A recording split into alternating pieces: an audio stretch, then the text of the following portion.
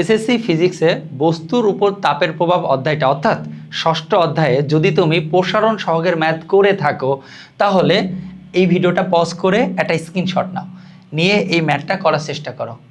চেষ্টা করা হয়েছে? যদি চেষ্টা করা হয়ে থাকে এবং তুমি যদি অ্যান্সারটা বের করতে পারো তাহলে কনগ্রাচুলেশন, তুমি আসলে এই টপিকটা অলরেডি বুঝে ফেলছো। আর যদি না হয়ে থাকে তাহলে আসো এই ভিডিওতে আমরা দেখব এই ম্যাথটা কিভাবে সলভ করা যায়। ওকে, তো এখানে কোশ্চেন কি বলছে, তোমার কাছে একটা স্বর্ণের পাত আছে, সেই স্বর্ণের ঘনত্ব দেওয়া রয়েছে 19.3 গ্রাম পার সেন্টিমিটার কিউব বা সিসি। এর দৈর্ঘ্য প্রসারণ সহগ দেওয়া রয়েছে 14 × 10⁻⁶ পার কেলভিন অথবা পার সেলসিয়াস, একই কথা। বলছে যে তাপমাত্রা 100 ডিগ্রি সেলসিয়াস বাড়ালে ঘনত্ব কত হবে, এইটা আমাদের বের করতে হবে। তার মানে কি, তোমার কাছে একটা স্বর্ণের পাত রয়েছে বা একটা স্বর্ণ রয়েছে যা এটা একদম পিওর স্বর্ণ, যার ঘনত্ব কত 19.3। এখন বলছে যে এইটা তাপমাত্রা যদি আমি 100 ডিগ্রি সেলসিয়াস বাড়াই দিই তাহলে এর ঘনত্ব কি হবে, আগের ঘনত্ব থেকে কতটুকু পরিবর্তিত হবে, নতুন ঘনত্ব কত হবে, সেইটা আমাকে বের করতে বলছে। চলো এই ম্যাথটা আমরা একটু সলভ করে ফেলি। তো প্রথমে আমাদের একটু মান কালেক্ট করতে হবে। হ্যাঁ, তো মানগুলো আমরা একটু কালেক্ট করার চেষ্টা করি, অনেকগুলো মান আমাদেরকে ঘোরায় পেঁচায় বের করতে হবে। তো এইটা যে ঘনত্বটা দেওয়া রয়েছে আদি ঘনত্ব, এটাকে আমরা ধরলাম ρ1। তো চলো ধরো দেওয়া আছে হলো ρ1 = কত আমরা জানি, ρ1 = কী হবে, m/v1। m কি, m হলো এই স্বর্ণের পাতের ভর, স্বর্ণের পাতের ভরকে আমরা m দ্বারা কোটেশন করলাম। আর v1 কি, তার আদি আয়তন, মানে ওই টেম্পারেচারে তার আয়তন ছিল, আদি আয়তন। হ্যাঁ, এখান থেকে ρ1 এর মান কত, ρ1 এর মান হলো 19.3। আচ্ছা, এইদিকে আমি ইকুয়েশনটা রেখে দেবো m/v1, এইভাবেই আমরা এটা রেখে দেবো। ঠিক আছে, এইভাবেই আমরা এটা রেখে দেবো। এই যে গেল আমাদের একটা ইকুয়েশন। আচ্ছা, নতুন যেই ঘনত্বটা হলো সেটাকে আমরা ধরলাম ρ2। হ্যাঁ, আচ্ছা ρ2 = কি লিখবো বলো তো, m/v2। খেয়াল করো এমটা কেন আমি চেঞ্জ করছি না বলো তো, কারণ আমার কাছে যেই স্বর্ণের পাতটা ছিল সেই স্বর্ণের পাতের ভর যা থাকবে, তাপমাত্রা বাড়াইলে কি ভর কখনো কমতে পারে? ভর যা ছিল তাই থাকবে, তাই না? এখানে তো স্বর্ণ আর উড়ে চলে যাচ্ছে না, তাই না? তো স্বর্ণের ভরটা যা ছিল আদিতে এখনও তাই আছে, চেঞ্জ হয়েছে কি, চেঞ্জ হয়েছে ভি। যেহেতু ভি চেঞ্জ হয়েছে তাহলে কি হবে, রো চেঞ্জ হবে। এটা হলো নতুন সমীকরণ, এইটার মানটাই আমাকে বের করতে হবে, এইটার মান আমাকে বের করতে হবে। আর কি দেওয়া আছে দেখো তো, দেখা হচ্ছে ∆T কত, ∆T = 100 ডিগ্রি কেলভিন, এটা দেওয়া রয়েছে। এটাকে ডিগ্রি সেলসিয়াসও লিখতে পারো, কারণ ∆T এর মান তুমি ডিগ্রি সেলসিয়াস আর ডিগ্রি কেলভিন যাই লেখো না কেন দুইটাই সেম আসবে। ওকে, কোন একটা ভিডিওতে আমরা দেখিয়ে দেবো আসলে কেন সেম হয়। আচ্ছা, এখন আমাদেরকে যেহেতু আমরা একটু হাই লেভেলে ম্যাথটা সলভ করছি, আমি মনে করি তুমি এগুলো পারো। ওকে, এখন আমরা যেটা পাবো এখানে দেখো তো, আমাদের আরেকটা মান দেওয়া আছে, সেটা হলো দৈর্ঘ্য প্রসারণ সহগ। খেয়াল করো অলরেডি আমরা এখানে রো থেকে যা পাচ্ছি সেটা হলো ভি এর মান, ভি এর মান চেঞ্জ হচ্ছে, কিসের মান চেঞ্জ হচ্ছে, ভি এর মান। আর দেওয়া হচ্ছে তোমার কাছে দৈর্ঘ্য প্রসারণ সহগ, যেটাকে তোমরা আলফা দ্বারা কোটেশন করো, তাই না? তো দৈর্ঘ্য প্রসারণ সহগ দিয়ে তো তুমি ভি এর মান পাবা না, তাই না? তোমার লাগবে আয়তন প্রসারণ সহগ। তাহলে আয়তন প্রসারণ সহগকে আমরা কিভাবে বের করতে পারি, আয়তন প্রসারণ সহগকে আমরা গামা দ্বারা লিখি। গামা = লিখতে পারি কি, 3 আলফা। গামা = কত, 3 আলফা। যেহেতু গামাতে দৈর্ঘ্য, প্রস্থ, উচ্চতা 3 দিক থেকে বৃদ্ধি হবে, দ্যাটস ওয়াই আলফাকে 3 দ্বারা গুণ করলেই আমাদের গামার মান এসে যাবে। তাহলে গামা = কত হবে, 3 আলফা। তাহলে এখানে 3 × আলফার মান আছে 14 × 10⁻⁶। তো এইটাকে যদি আমি গুণ করি তাহলে আসবে 3 × 4 = 12, 42 × 10⁻⁶, এত আসবে পার কেলভিন অথবা পার, যেহেতু এখানে ডিগ্রি সেলসিয়াস দিয়েছে এখানে পার সেলসিয়াসও লিখে দিতে পারে। হ্যাঁ, ডিগ্রি পার সেলসিয়াস এটাকেও লিখে রাখতে পারে, ওটা 60 মতো লাগতেছে, তাই না? এখানে ডিগ্রি। ওকে, এই যে আমাদের মানটা কালেক্ট করা শেষ। এবার তুমি গামা সূত্র লেখো। গামা সূত্রটা কি জানো তো, গামা = আমরা কি লিখি, গামা = ∆V / V1 × ∆T।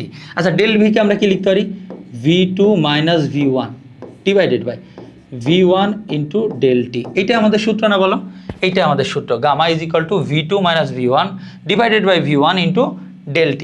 তো এখান থেকে যদি আমরা একটু কোনাগুনি গুণটুন করে নিই তাহলে আমরা লিখতে পারি V2 - V1 = দেখো এর সাথে যদি আমি গুণ করি গামা V1 × ∆T, তাই না, ∆T, এটা আমরা লিখতে পারি, তাই না?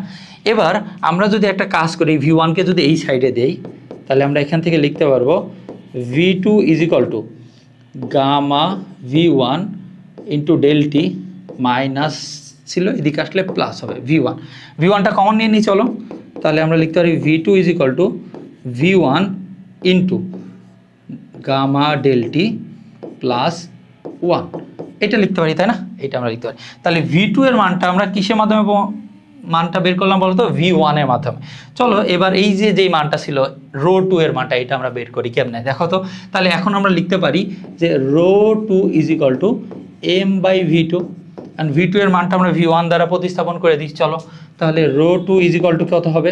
রো 2 আমরা একটু অন্য কালার দিয়ে লিখি, সব এক কালার দিয়ে লিখে ফেললাম। m divided by V2 is equal to কত দেখো তো? V1 ইন্টু গামা ডেলটি প্লাস 1, এটা আসে না বলো? এটা আসে। খেয়াল করতো m/V1 এর মান কত? এই যে m/V1 এর মান 19.3, তাহলে আমরা 19.3 বসাই দিব। এখান থেকে আমরা তাহলে রো 2 কত পাবো? Rho 2 is equal to m/V1 is equal to কত? 19.3, এটা বসাই দিলাম। এটা কি হবে? নিচে কি আসবে? নিচে আসবে গামা ইন্টু ডেলটি প্লাস 1। আমি একবারে মান বসাই দিই। গামার মান কত? 42 ইন্টু 10⁻⁻6। ডেলটি এর মান কত? ডেলটি এর মান হলো 100 আর প্লাস 1, এটাই আসবে না বলো? এই টোটাল মানটা, তাই না? তার মানে 19.3কে যদি এই মানটা দিয়ে ভাগ করি তাহলেই আমার চলে আসবে রো 2, যেটা আসবে কি গ্রাম পার সিসিতে। তো মানটা কত আসে? মানটা হলো 42 ইন্টু 10⁻⁻6 ইন্টু 100 প্লাস 1, আর উপর আসে হলো 19.3 ভাগ অ্যান্সার। এটা আসবে 19.2193 এত গ্রাম পার সিসি। ওকে, এইটাই হলো আমাদের কাঙ্ক্ষিত অ্যান্সার। দেখো খেয়াল করো, আমার কাছে এম দেওয়া ছিল না, আমার কাছে বেশ কিছু মান আমরা পাচ্ছিলাম না, ভিও দেওয়া ছিল না, কোনো ভি দেওয়া নাই, তারপর আমরা গামা থেকে ভি এর মানটা বের করতে পারছি। কারণ কি ভি এর মানটা আমরা কি করতে পারছি? m/v দ্বারা প্রতিস্থাপন করতে পারছি। তো এইগুলো একটু হায়ার আইকিউ এর ম্যাথ। তো এই ম্যাথগুলো সাধারণত কোথায় এসে থাকে? যখন দেখবা কুমিল্লা বোর্ড, যশোর বোর্ড, যখন দেখবা যে বোর্ডের কোশ্চেন অনেক কঠিন হয়েছে, তুমি মনে করবা, হ্যাঁ, কারণ তুমি প্রসারণ সহগের ম্যাথ পড়ে গেছো, তোমার কাছে অনেক সহজ লাগে, প্রসারণ সহগের ম্যাথই আসছে, কিন্তু এই টাইপের একটা ম্যাথ চলে আসছে, তখন তুমি বলো যে না, কোশ্চেন অনেক বেশি হার্ড আসছে। কিন্তু তুমি এই টাইপটা যদি না করে যাও তাহলে কি হবে? কোশ্চেন তোমার কাছে হার্ডই লাগবে। কিন্তু যে এই টাইপটা একবার করছে সে কি আর ভুলবে বলো? সে আর ভুলবে না, কারণ রো এর ব্যাপারটা সে জানে যে রো আসলেই, ঘনত্ব আসলেই আমাকে কোথায় যেতে হবে? আমাকে গামাতে যেতে হবে।